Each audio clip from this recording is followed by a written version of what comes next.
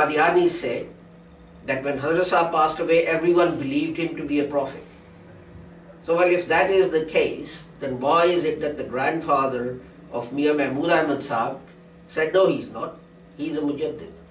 Why is it that the person that you believe is above making a mistake, is infallible, Maulana Nuruddin, he approved that he is a Mujaddid?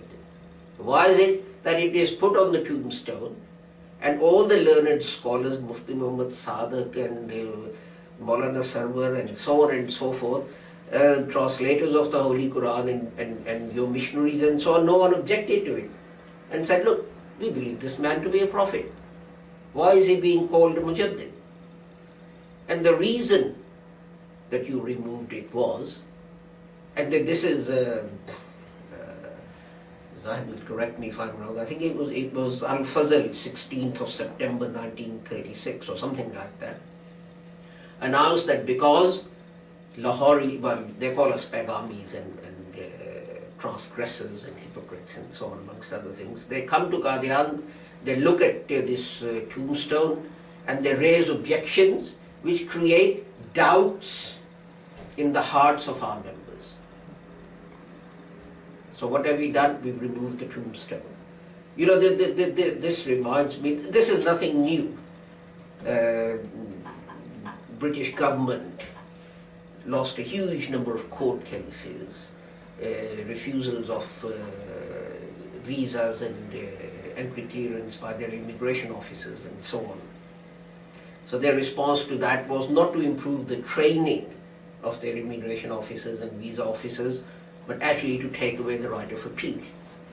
And Qadianis have done exactly the same thing. You know, answer the question, we can't, so what are we going to do? We are going to create the source of dissension, what causes doubt in the hearts of our members about the status of Mirza Ghulam Ahmad. So, when we talk about Khilafat, and when we talk about Khilafat in terms of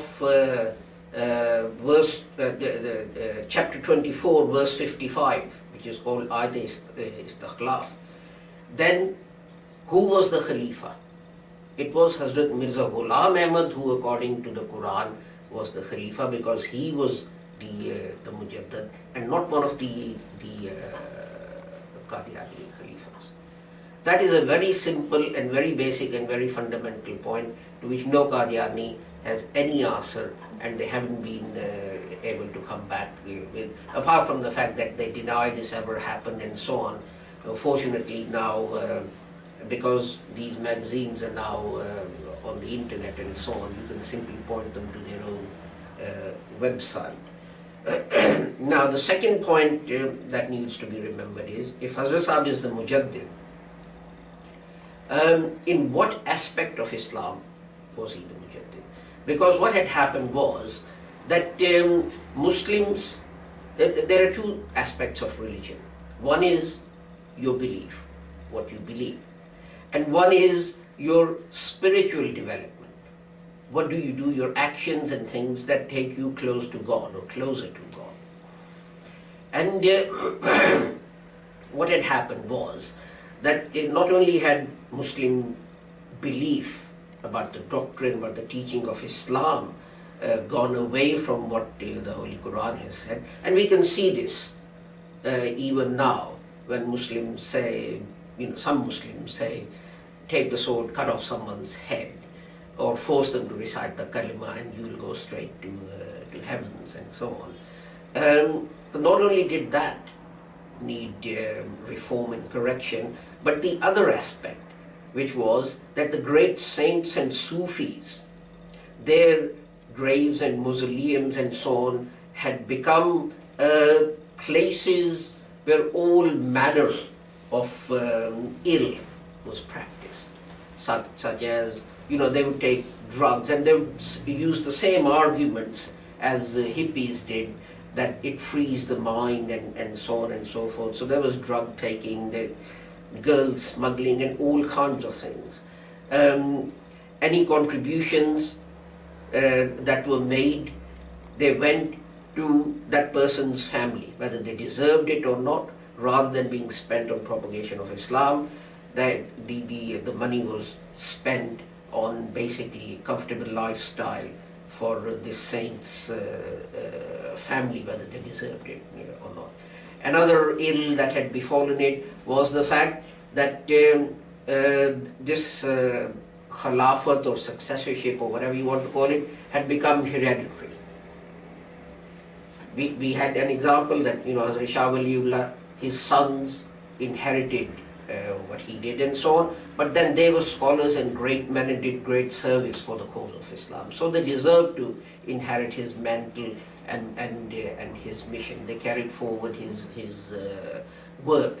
But there were many others where the children did not deserve to inherit the leadership of their father or forefathers, and just because of this physical connection, they grabbed hold of a movement and used it for their own ends.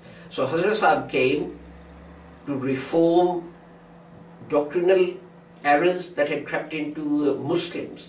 Remember, people say, why did Islam need reformation? Islam didn't need reform. It was Muslims who needed reformation. It was their beliefs that needed reformation. So that was one aspect which is called Sharia. So Hazrat Sahib was a mujaddid in that. And the other aspect, which is also known as sainthood of Sufism, the technical word for that is tariqa. So he was a mujaddid in that he reformed the way that these movements for spiritual advancement or uplifting of Muslims should be conducted. So he was a mujaddid in both these aspects. So having laid the background in sort of last four chats, we now move on to the question of actual Khilafat in the Ahmadiyya Jamaat, inshallah, next week.